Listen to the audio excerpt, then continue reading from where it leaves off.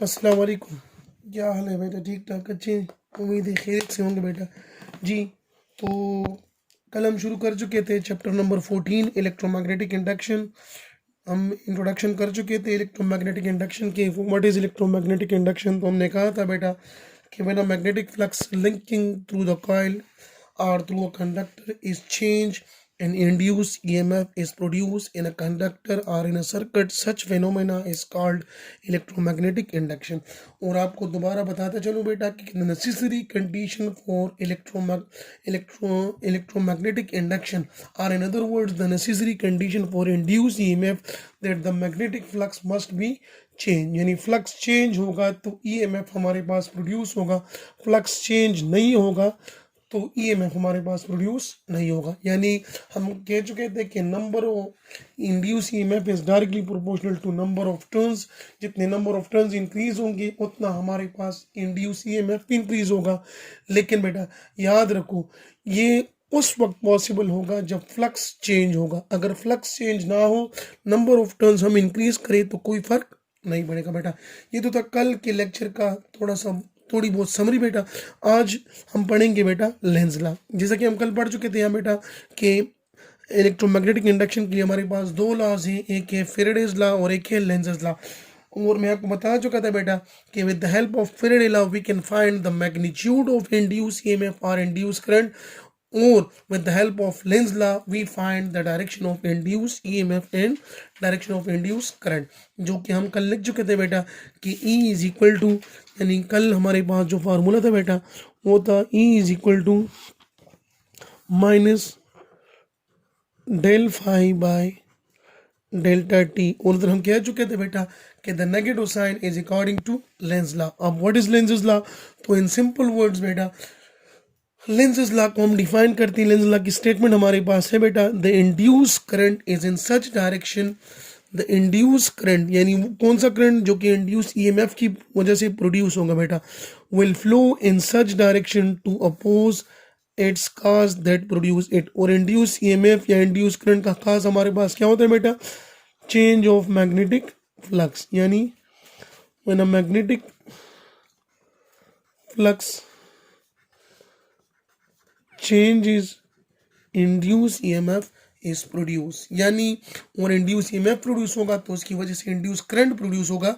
तो according to Lenz law induce current की direction या इंड्यूस EMF की डायरेक्शन वो होगी बेटा कि जिस वजह से ये प्रोड्यूस हो रहा है बेटा उसको अपोज करेगा बेटा। फर्दर इसको हम एक्सप्लेन करेंगे बेटा, डायग्रामेटिकली आपको समझ आ जाएगा बेटा।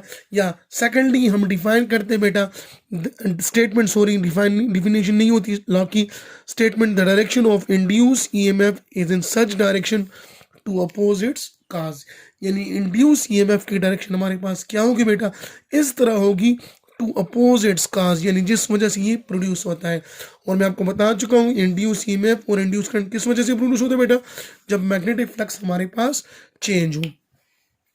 इन सिंपल वर्ड्स उर्दू में एक कहावत है बेटा कि मेरी बिल्ली मेरे पे मियाओ, यानी एक बिल्ली को एक बंदा पाले बेटा और वो उस बंदे पर ही झपटे बेटा।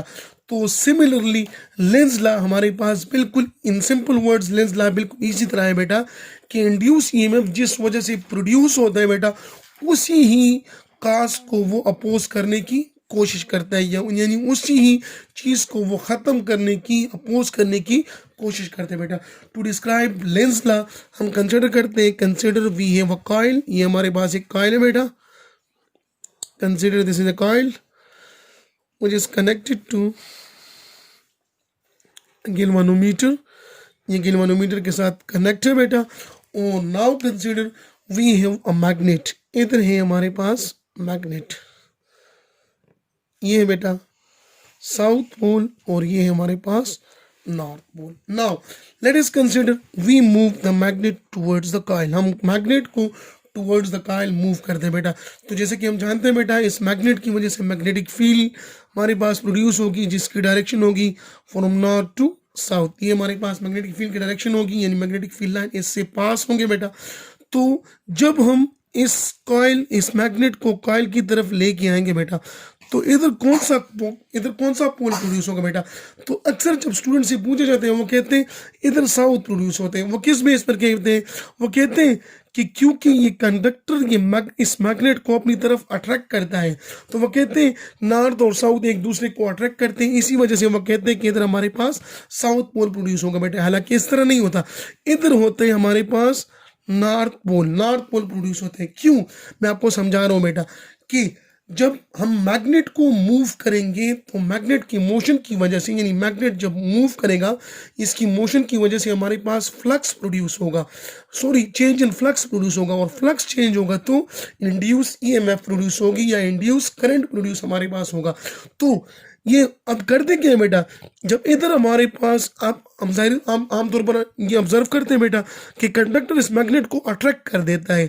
अट्रैक्ट करता है इसका मतलब इसकी मोशन को स्टॉप करने की कोशिश करता है, यानी इसको फर्दर आगे लेके नहीं जाता बेटा।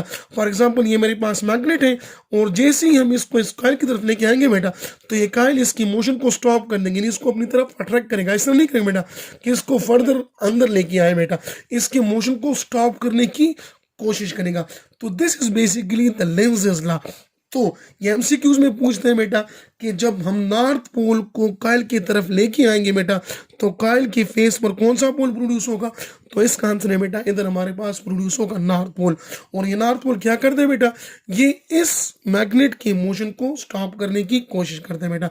तो कंसिडर हमारे पास मैग्नेटिक फ्लक्स इस डायरेक्शन में चेंज हो रहे हैं बेटा, तो इंड्यूस करंट जो है बेटा इसकी डायरेक्शन होगी हमारे पास इन दिस डायरेक्शन, यानी हम फ्लक्स को चेंज कर रहे हैं बेटा, यानी del phi by delta t ये हमारे पास चेंज हो रहे बेटा from left to right.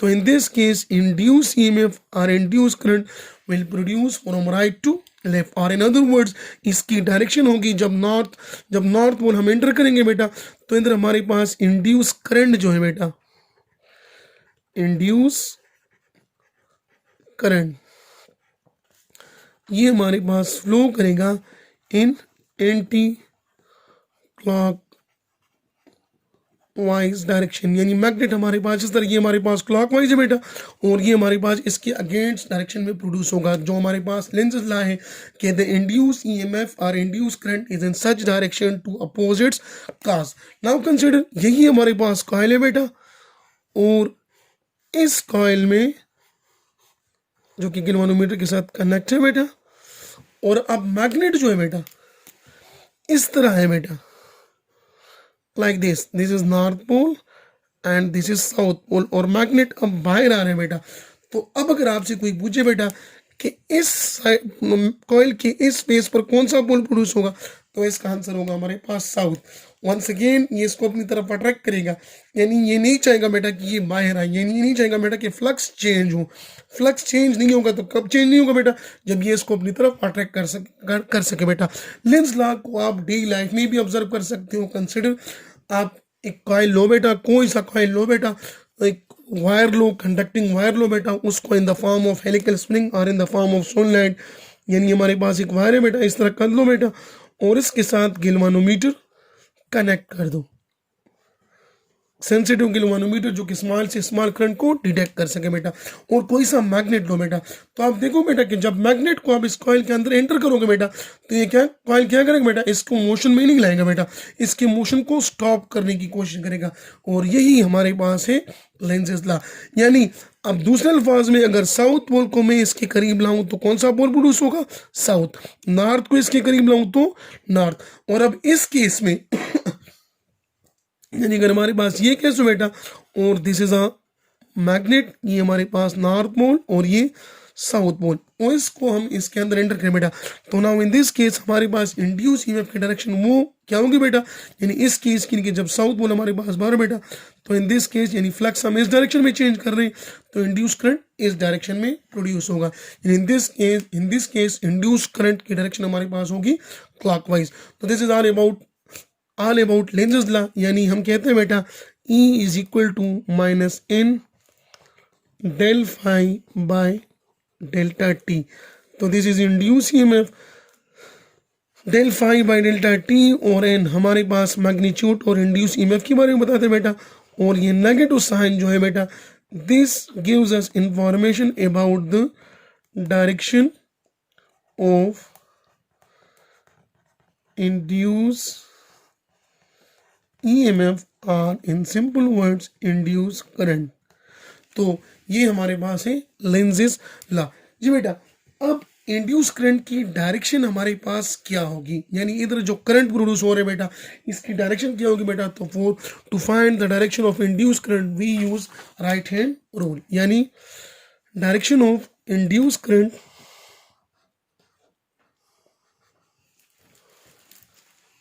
Direction of induce current. We find direction of induced current with the help of Fleming left hand rule।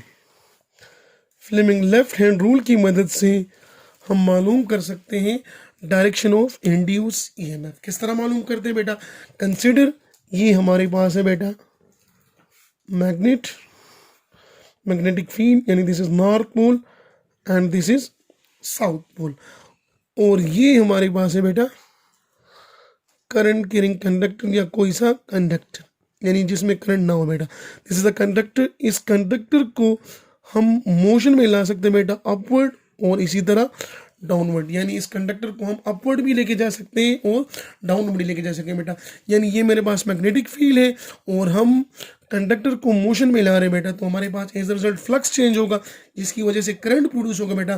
तो according to Fleming right hand rule, place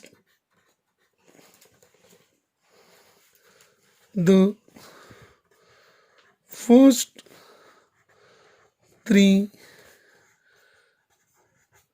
fingers of right hand at right angle to each other, यानी like this। ये first, second और middle finger, तो ये तीनों उंगलियां जो है एक दूसरे को राइट हैंड, यानी देखो बेटा ये तीनों एक दूसरे को परपेंडिकुलर है। This finger is perpendicular to this finger, this finger is perpendicular to this finger, यानी तीनों उंगलियों को एक दूसरे के राइट एंगल पर रख दो। अब होगा क्या हमारे पास, such that the first finger, यानी ये वाली finger, this first finger points in the direction of magnetic field, यानी फर्स्ट फिंगर जो है it will gives us the direction of magnetic field, यानी ये हमारे पास मैग्नेटिक फील्ड है from north to south pole. और फिर थंब जो है बेटा it will be in the direction of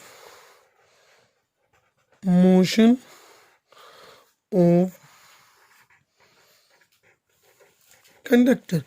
और थंब को हम किस तरह करेंगे बेटा, in the direction of motion of conductor. तो मिडिल फिंगर